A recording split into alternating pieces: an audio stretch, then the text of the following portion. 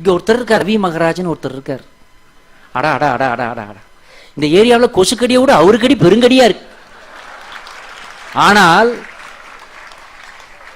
ஆனா அப்ப கிட்டாத மனசு, குழந்தைத்தனமான மனசு. அவரே சொல்லிட்டாரு, நான் பொய்யே சொல்றது இல்லைங்க, ஏன் எனக்கு ஞாபகம் மறதி ஜாஸ்திங்க, நான் இப்போ அப்படின்னு சொல்லி அடுத்த ஒன்று சொன்னா மாட்டிக்குவேங்க, அதனால நான் இப்பெல்லாம் பொய்யே சொல்றதுல உண்மையா உண்மைனா எப்போ ஒரே மாதிரி தானே இருக்கும், உண்மையை மாற்ற முடியாதுங்கிறாரு. அந்த அந்த அந்த ஒரு மகராஜ், ஒரு ரவி மகராஜுக்கு ஒரு பலத்த கைத்தட்டல்களை கொடுங்க.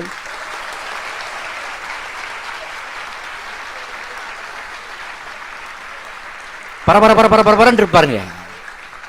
1000 வாலாவுக்கு ஒருத்தன் சொன்னானா, ஏண்டா டே ஃப்ளைட்டுக்கும் ராக்கெட்டுக்கும், இவர் ராக்கெட்டு மாதிரி, ஃப்ளைட்டுக்கும் ராக்கெட்டுக்கு என்னடா, ஃப்ளைட்டு சொல்லிச்சான் ராக்கெட்டை பார்த்து, ஏன்பா என்ன இருந்தாலும் நீயும் பெட்ரோலில் தான் ஓடுற, நானும் எனக்கும் ஒயிட் பெட்ரோல் தான் ஊற்றுறாங்க, உனக்கும் அந்த மாதிரி தான் ஊற்றுறாங்க, அது நான் மட்டும் இப்படி பறக்கிறேன், நீ என்ன இப்படி பறக்கிற. ஃப்ளைட்டு கம்முன்னு இருந்துச்சான், வேணா விட்டுரு பிரச்சனையே ஒன்றாது. ஃப்ளைட்டு ராக்கெட்டு கம்முன்னு இருந்துச்சான். இல்லை இல்லை அதுக்கு இல்லை, நான் நல்லா நிறைய டிக்கெட்லாம் வாங்கி எங்கள் இதில் வராங்க, நீ சோலாவாக தான் போகிற, தனியாக போகிற மேலே, நான் இப்படி போகிறேன் நீ இப்படி போகிற, ஆனால் இப்படி போகிறேன் நான் அவரோட அப்படி போகிற, நீ ஏன்டா ஸ்பீடாக போகிற என்ன உடனே கேட்டு, ஆடா பாவி அடியில் தீய வச்சு பாடுறா நீயும் போவடா அந்த மாதிரி இருந்துச்சு.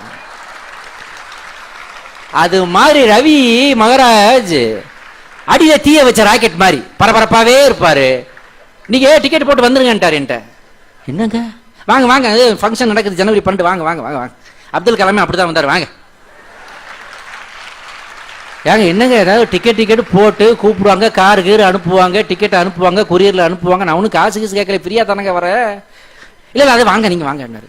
நான் இந்த ஆள் மோசமாக இருக்காரியா, விட்டுரு வேணாம் போக வேணாம். அப்புறம் பார்த்து பழகி பார்த்தால் அவ்வளோ அற்புதமான மனிதர். அவருக்கு இன்னொரு கைத்தட்டல் கொடுக்கலாம்.